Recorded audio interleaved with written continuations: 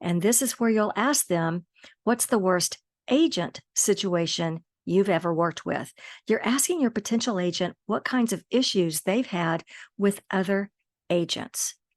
Yes, you're still uncovering their strengths and their weaknesses if you listen closely, and you may quickly get a sense of the adult children that play here on the real estate landscape.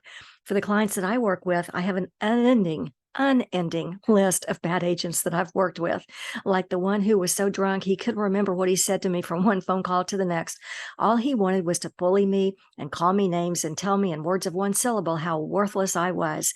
And because he was so interested in game playing, he was missing every single deadline. For me, this isn't the time to complain. This isn't the time to get into an argument. This is the time to up my own game, because there are two clients now, the buyer and the seller, who need to get through escrow and get moved. One of us has to be the adult, right?